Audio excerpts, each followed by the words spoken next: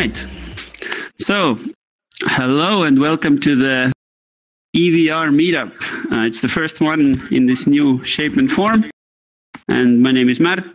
I'm the chairman of the newly founded Estonian Virtual and Augmented Reality Association. And I'll briefly talk about why we are doing this and give you some details on what to expect as well in the near future. And I'll just give me feedback if I'm covering the slides here flying around. I'll try to be in the corner. And I believe I'll raise my hand, Mario, when it's time for the next slide, because I don't think I can navigate myself here. So, all right. So here we are. Why reboot EEVR? So first I want to extend huge thanks to Madis Wasserhiel in the left corner, and also Mario, who is also, we have to thank for setting up this beautiful space for starting EEVR. And I think the first events were in 2016, but I already have some files from 2014 with pictures. And you can see how through 25 meetings and a thriving Facebook group, this has been something quite dear, I think, to people who are working in virtual and augmented reality in Estonia or who are just interested in the space. And Madis, as we know, went to save the world, so to say, about a year and a half ago. So he became this huge, hardworking evangelist fighting for the environment, which is good. We need him there probably more in the big picture. But this also means that EEVR was left without a leader who would drive things. And we also think that why we're rebooting EEVR, that there is a good reason for it, because now we have plenty of companies in Estonia and people who are professionally also interested in different things than just enthusiasts would be.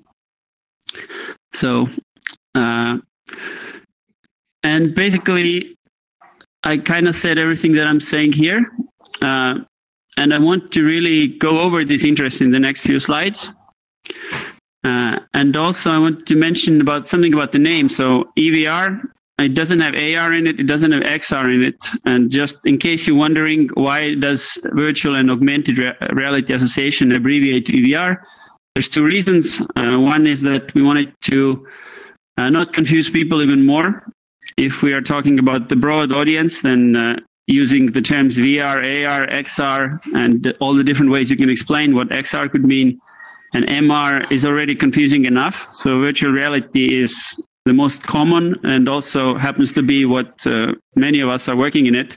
So we kept that as an abbreviation, but definitely in future, like let's say 5 years from now, when there are perhaps augmented reality headsets also, or other realities more widely available for consumers, then it might make sense to update our name.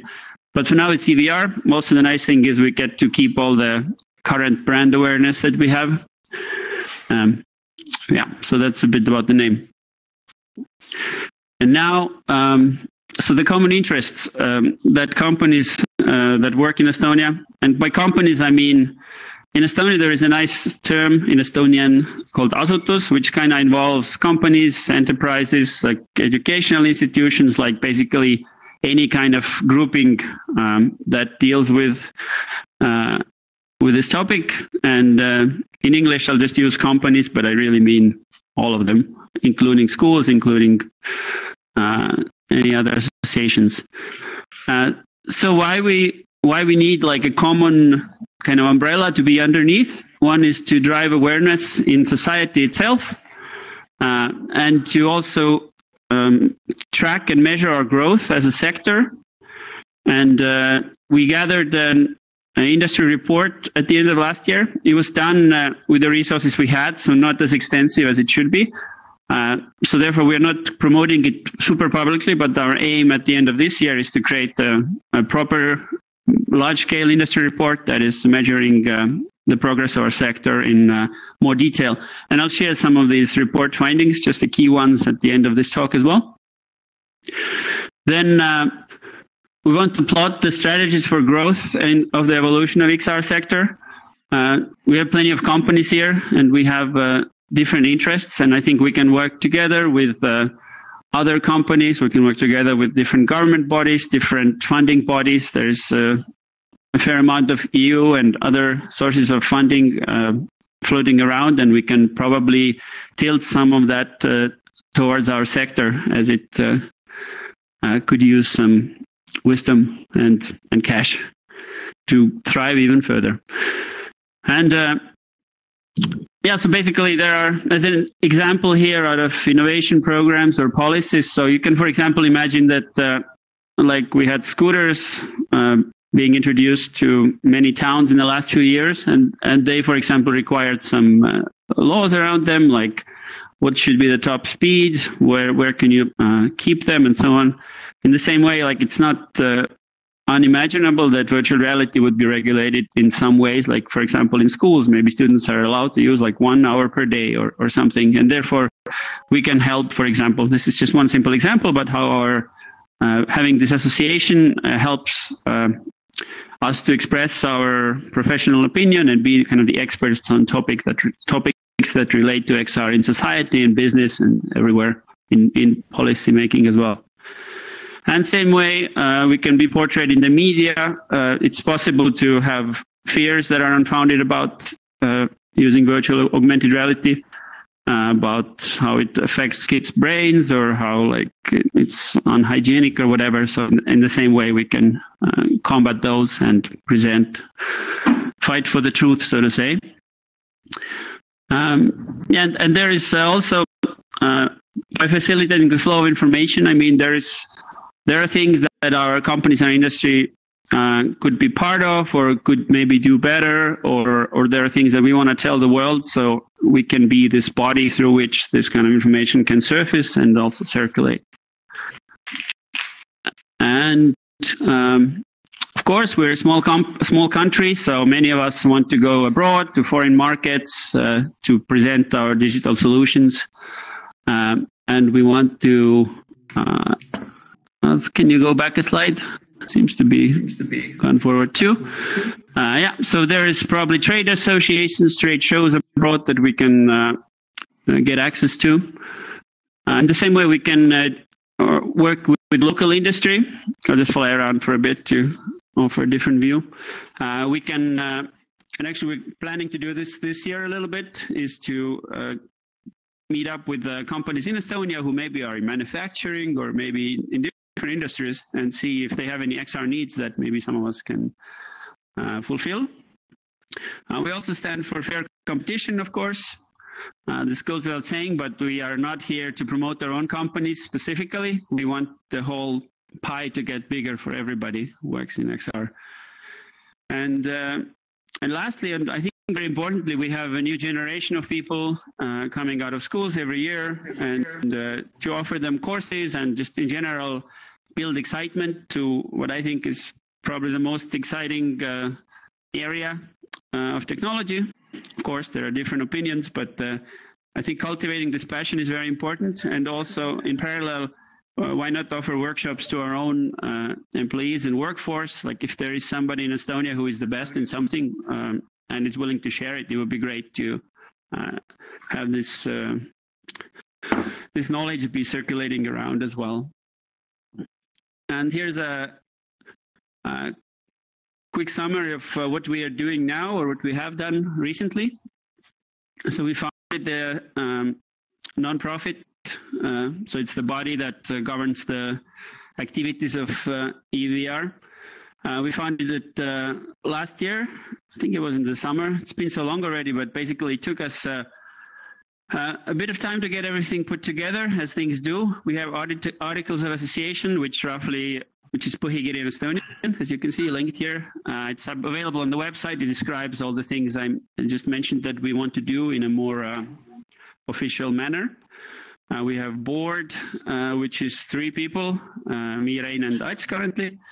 And we have chat and meetings, and we have founders, members, which is a different group of people, a little wider, maybe 10 people now. We meet as well about every month or 2. And we have meetups like this. Then we want to keep going also in the month or 2 intervals. And we have communities, which are quite thriving. Actually, Facebook group has 1,200 people, and there seems to be a new member every day or two. YouTube is a bit neglected now, but we do want to make them all our kind of representative channels, and also polish up the branding in there. And then we have a website, which I don't know, Mario, is it possible for you to open this website and click through it for a second, just to show people what it does? If not, that's okay, but maybe you can try. Maybe in the end. Okay, sounds good. And just as who's wondering how does the funding work, we have membership fees for companies, which we aim to cover some of the operating costs. Of course, we don't take any salary, but we do think of actually hiring a person to drive a number of initiatives, which I'll share shortly, which also includes pursuing different grants and ways to earn income for EEVR. And sponsorships, which would be probably part of events, which will extend potentially this coming year.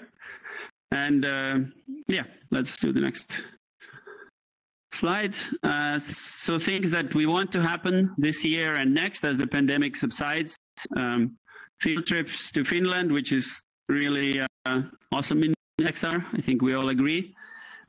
Sweden and other neighboring or European countries, to meet the companies there, to just extend the network, see maybe there is something good that can come out of it, or just basic learning inspiration.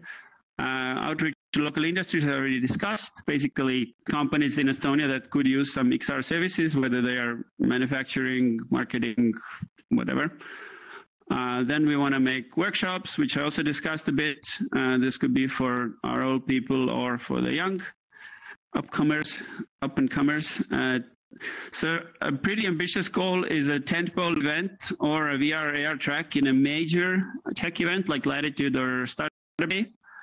This requires, of course, a lot more organization, but this would be our goal, I think, in the next few years, because it really puts us on the map, and this also helps to serve the companies for finding customers, like raising funding and other things that would require the being more widely aware in the tech sector. And yeah, we also want to working on identifying different sources of funding for kind of booting up this sector of the economy, and we're looking to hire a person to drive these efforts. So we're having a pretty promising candidate now. If you have any other leads or thoughts in this regard, also please let me know. Let's yeah, so I'll now start concluding my talk, but basically we did a quick survey, so I'll go through the slides, the charts quickly, and let us know who we are. So we are currently 26 companies answered, 19 are from Tallinn, 7 from Tartu. This obviously means that there are some like Eastern Estonia and probably a bunch of companies that we didn't reach, but that's the geographical kind of breakthrough. The average number of employees is 3.7, and I think it's like out of these 26, like 18 or 70% are hiring less than 3 people as full-time employees. And the largest company, the most employees on payroll is 18. And yeah, but even if you have 2 or 3 employees, you can still achieve a lot. So this just reflects the full-time employees. But that's the plotting. The industry is, you can see the industry breakdown. The education on top is a little bit loose term because it means anything from if you're working on XR solutions for a museum, or if you're a school that has like cool lab, or if you're making games that educate. But this is the widest kind of sector for us. Together with augmented reality games experiences on top, I think I don't need to break them down too much, but obviously AR means phone-based AR currently mainly, or I think even exclusively. Unfortunately, the kind of HoloLens 2 and more industrial headset development efforts have not taken off in Estonia, but that will probably change soon. Like we've done projects, but there is no company that works on these consistently that we know of. And of course, we have pretty interesting and successful projects in the experiences and games area. And some of the pictures you can also see in the front room later. And 360 videos, museums, and you can see the rest of the breakdown here. And biannual revenue, I was a bit careful. We tried to ask, try to be sensitive about. Maybe people don't want to let others know how much money they make or what they've been able to, how they're doing basically. But now after gathering these stats, almost nobody was not providing this number. There was an option not to. And we're in Estonia where a lot of this information is public anyway. So I think next year I'll go for a more precise number. And this one is just give you the rough idea what these companies are. You can see we have one company here over 500,000 for in this up to 250K, and there's companies that either make nothing or a little bit. There's 11 out of 26. Yeah, but these are approximations. So, and then there is a breakdown even by sector that I tried to carry out, which basically, I think the most interesting number is that the total sector is about 2 million plus minus per year on average. And this is calculated by taking an average number of each of these intervals. So if you're making like 100 to 250, then we take 175 as the number. And then I assigned each company a sector. So very, very rough approximation. But this is the breakdown of the sectors. And I don't want to get specifically into companies here, but you can probably guess what some of these are by the industry that's been identified. And prospects for 2021 is something, again, I would like to expand on, or we would like to expand on in the next year's report. But basically, some of the topics that popped up were more competition in this standalone VR headset market. So I'm talking about Oculus and Facebook, of course, which they also have, and they're not necessarily most developer friendly in terms of letting content be on their stores and requiring the personal login now. But this might all be changed, either more lenient tools from them or to have more competition, which of course would be preferred. And then people are expecting in the VR space at least wireless headsets that are connected to the PC so they can use all the horsepower, but then still enabled to move around. And in the AR space, it's no surprise. Been waiting for a consumer grade headset for a long time. And that should also, probably not will happen this year, but things are moving ahead. But the overall wish, I guess, from me and from the board of EEVR itself is to for us to grow professionally and then make some awesome VR and AR products in this year and the coming ones. So this concludes what I had to say. I want to thank you, which I should have started with, but I really want to thank you all for coming. And I'll give the word to Rein now, who will talk about Kalevipoeg, the son of Kalev, the experiential project they did. Yeah, let's clap. Let's clap. Hey, nice, thank you.